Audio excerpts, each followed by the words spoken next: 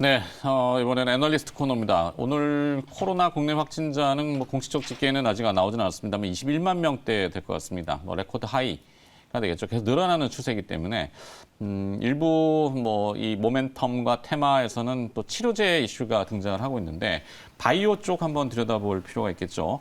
이베스트 투자증권 리서치 센터 제약바이오 애널리스트 강하나 연구원 함께합니다. 어서 오십시오. 안녕하세요. 네.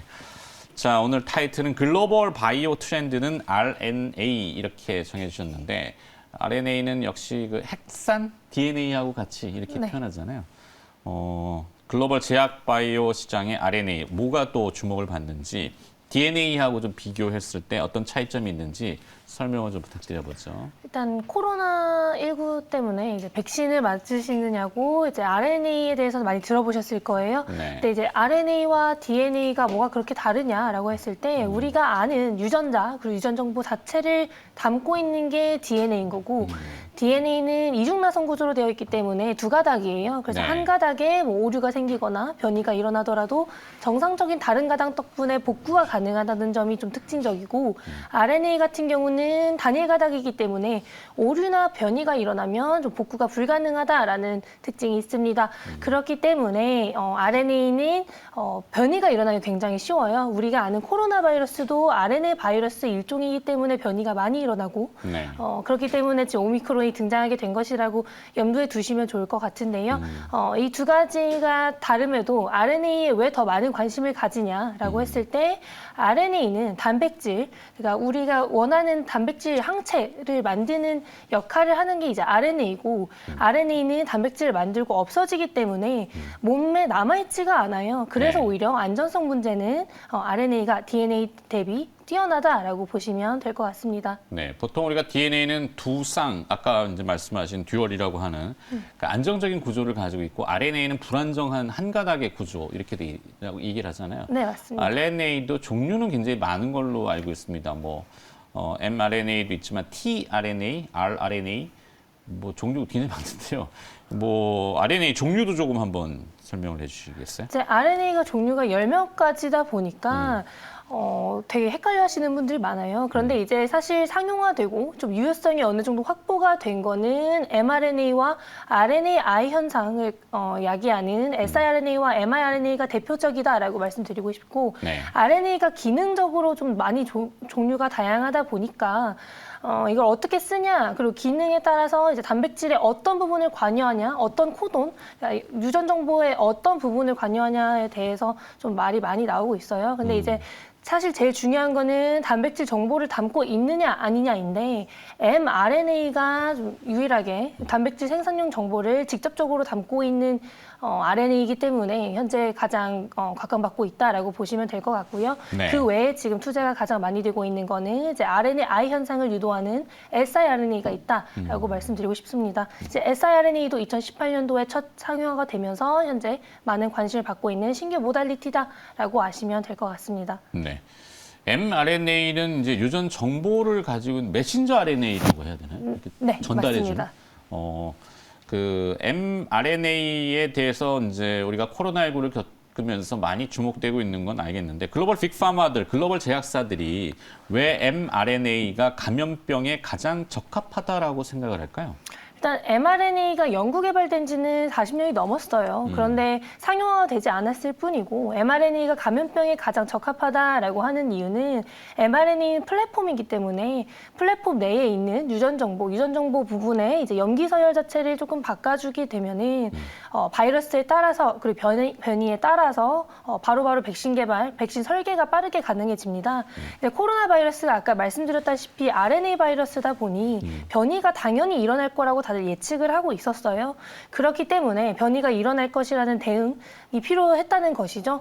이제 우리가 흔히들 아는 바이러스 기반의 백신이라든지 아니면 단백질 기반의 백신이라든지 이 두 가지는 일단 바이러스는 배양을 해야 되기 때문에 시간과 금전적인 부분에서 좀 비싸다라고 보시면 될 것 같고요. 네. 단백질 기반도 테스트를 하기 위해서 시간적 소요가 많이 필요하기 때문에 상대적으로 공정이 쉽고 변이 대응이 수월한 mRNA 백신을 선택한 것이 아닌가라고 생각되고 있습니다. 이 mRNA 백신이 항암제 시장이나 아니면 독감 독감, 이른바 흔한 독감, 뭐 그다음에 HIV, 후천성 면역결핍증, 에이즈. 에이즈를 얘기하죠. 까지 이제 치료제까지 확장이 가능하다고요. 그리고 또 mRNA 치료제 시장이 얼마나 앞으로 성장할 수 있을 걸로 전망을 하시는지. 제 21년 기준이 94억 달러 정도고 네. 이제 연평균 성장률을 대부분 10에서 15% 정도로 잡으세요. 그렇게 되면 2026년에는 뭐 160억 달러, 154억 달러 정도 이제 예상을 하시는데 이제 mRNA가 2020년도에 처음 이제 상용화가 된 거잖아요. 20조 원이 좀 넘겠군요. 그렇기 때문에 당연히 좀 더 빠르게 성장할 가능성도 있고 현재 코로나 바이러스 덕분에 뭐 감염병 관련해서 파이프라인이 많이 증가하고 있는 추세기는 하지만 네. 그 전까지는 항암 쪽으로 가장 투자도 많이 받았었고 파이프라인도 많이 증가를 했었던 상황이었습니다. 제가 항암 백신으로 좀 가능성이 크다라고 이제 말씀드리는 이유는 네. 암세포도 결국에는 돌연변이 세포예요. 그렇죠. 정상세포에서 돌연변이가 일어난 세포이기 때문에 그 돌연변이를 분석하고 그 돌연변이를 분석해서 그 돌연변이에 대응할 수 있는 단백질을 찾아내게 되면 그 mRNA 백신 플랫폼 안쪽에 이제 유전 정보 자체를 거기에 대응할 수 있는 단백질 정보로 바꾸게 되면 이제 맞춤형 항암 백신으로 만들기가 굉장히 수월하다. 그렇기 때문에 항암 시장이 굉장히 크고 개개인별로 편차가 심하기 때문에 나중에는 mRNA가 조금 더 가능성이 크지 않을까라고 보이고 있고 에이즈 바이러스도 이제 대표적인 RNA 바이러스이기 때문에 여태까지 백신이 없었어요. 그렇지만 이제 mRNA가 요즘에는 좀 각광받고 있는 이유는 이제 뭐 원숭이 데이터에서도 굉장히 좋은 효과를 냈고 네. 뭐 이제 모더나가 1차 그러니까 일상에 진입했기 때문에 조금 더 데이터 확보가 된 다음부터 좀 더 보시면 좋을 것 같습니다. 네, 영장류의 시험에서도 효용성이 많이 나왔군요. 네, 맞습니다. 어찌 보면은 역설적으로 이 바이러스라고 하는 코로나 사태가 인류의 그 뭐 질병을 극복하는 데는 또 상당한 진척이 있을 수 있다라는 조심스러운 의견도 있긴 한데, 자, 이 RNA 기반 기술을 이용한 파이프라인 중에서 가장 많이 사용되는 기술은 RNAi 이렇게 돼 있는데, 이 용어 좀 어렵습니다. RNAi라고 하는데 이건 또 어떤 특징이 있나요? 일단 RNAi 현상, RNAi 기반의 치료제들은 2020년도에 mRNA가 나왔지만 2018년도에 RNAi 기반의 치료제가 먼저 나왔습니다. 네. RNAi가 뭐냐? RNAi 인터퍼런스, RNA 인터퍼런스여서 RNA 간섭이거든요. RNA 간섭이라 하면 결국에는 mRNA의 상호적인 결합을 해서 mRNA가 단백질을 만들잖아요. 네. 그래서 mRNA 결합을 해서 mRNA를 억제시키고 mRNA를 억제시킴으로써 단백질을 억제시키는 역할을 합니다. 그렇기 때문에 유전자의 발현이나 단백질의 발현을 침묵시키거나 억제시키는 역할을 하는 거죠. 그러니까 mRNA의 역할과 반대되는 역할을 한다라고 보시면 될 것 같고 네. 어쨌든 2018년도에 처음 상용화가 되었기 때문에 mRNA 대비 좀 많은 파이프라인이 개발되고 있다라고 말씀드리고 싶은데요. 이제 RNAi 기술을 야기하는 대표적인 RNA는 siRNA, Small Interfering RNA로 이것도 뭐 mRNA 결합을 해서 유전자와 단백질 발현을 억제하는 가장 큰 역할을 합니다. 그래서 이제 siRNA 같은 경우도 RNA이기 때문에 불안정하고 분해되기가 쉽고 내가 보내고 싶은 장기로 타겟하기에는 좀 오프 타겟 이슈가 많았었어요. 그래서 2006년도에 노벨 생리학상 받고 나서 2018년도에 첫 치료제가 나온 거고 그러고 나서도 이제 오프 타겟 이슈를 해결하기 위해 전달 체계, 갈락이라는 물질을 siRNA에 붙이면서 간세포 수용체를 인식하는 갈락을 붙이면서 좀 간질환 쪽으로 파이프라인이 많이 확대됐다라고 보시면 될 것 같습니다. 네. 지금 또 연구하시다가 급하게 오셔가지고 좀 헤어스타일이 좀 이렇게 되는데 네, 정리하실 시간을 드리기에는 좀 뭐하네요. 네, 그냥 거기 가겠습니다. 네. 네. 뭐 이 화면이 실물보다 못하다라고 자꾸 평가들이 나오면 저희가 욕을 먹기 때문에 자, 실물은 괜찮으신 우리 RNAi 관련 파이프라인들은 어떤 것들이 또 있는지요? 말씀드린 것처럼 이제 갈락이라는 갈락이라는 물질을 붙이면서 간세포 표면에 있는 수용체로 전달이 많이 되었기 때문에 네. 간질환 쪽으로 파이프라인이 가장 많아요.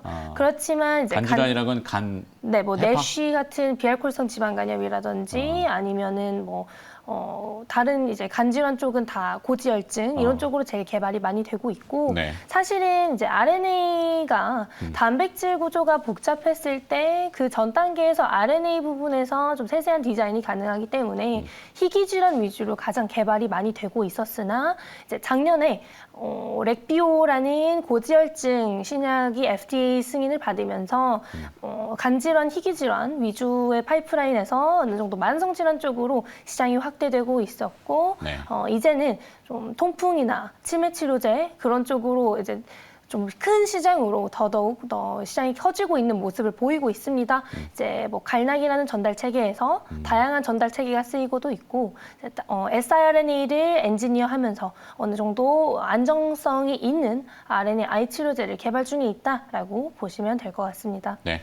자, 그렇다면 현재 제약바이오 업종 중에서 이 RNA와 관련된 기업은 어떤 기업들이 좀 집중 주목을 받고 있는지 원료를 공급하는 회사들 얘기들 많이 하던데요. 네, 일단 뭐 우리나라에서 바이오텍에 대한 신뢰도가 지금은 조금 낮아진 상태잖아요. 네. 그래서 뭐 CMO, CDMO 좀 위탁 생산해주는 기업들도 보시면 좋을 것 같은데요. 가장 대표적인 뭐 삼성바이오로직스가 모더나와 mRNA 백신 위탁 생산 계약을 체결하면서 어느 정도 관심을 받았었는데 네. 모더나와 계약을 했다는 거는 모더나가 현재 mRNA 파이프라인이 너무나 많기 때문에 후기임상으로 가거나 이제 상용화 될 시에 차후 수주에 대한 가능성이 높아진 상황이다라고 보시면 될 것 같습니다. 이미 레퍼런스가 있기 때문에. 네, 트랙 레코드가 있고 mRNA 백신을 생산한 이력이 있기 때문에 업사이드가 좀 커졌다라고 보고 있고 그 외에 이제 mRNA 관련 원료약품도 그린라이트와 계약을 해놓았기 때문에 mRNA 쪽은 삼성바이오로직스가 좀 키우고자 하는 의지가 크게 보이고 있어요.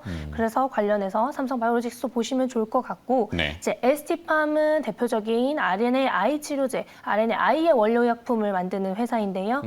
ST팜 같은 경우도 mRNA 플랫폼을 개발하고도 있고 mRNA 플랫폼에 들어가는 가장 중요한 두 요소 LNP와 이제 mRNA가 불안정하기 때문에 붙이는 막에 5' 캐핑을 만들었기 때문에 mRNA 플랫폼에 필요한 팩터와 이제 RNAi 치료제에 쓰이는 원료약품 지금 CMO, CDMO 트랙 레코드 10년 넘게 네. 유지하고 있기 때문에 좀 업사이드가 있는 상황이다라고 보이고 있고요. 수익성 얘기들 많이 하던데 실적이 많이 좋아지던 모양이던데. 실적 이제 작년 흑자 전환에 성공을 했고요. 네. 이번 연도도 수주가 증가함에 따라 그리고 RNAi 치료제가 상용화가 됨에 따라서 수주가 더 늘어날 수 있다라고 판단을 하고 있습니다. 네. 거기에 이제 마지막으로 올릭스가 올릭스. 이제 우리나라에서 유일하게 좀 완전한 RNAi 플랫폼을 갖고 있는 회사라고 할 수 있는데 갈락을 도입시킨 RNAi 회사들이 좋은 딜들을 많이 이루어냈었어요. 네. 이제 국내에서는 갈락을 도입시킨 유일한 회사가 올릭스이기 때문에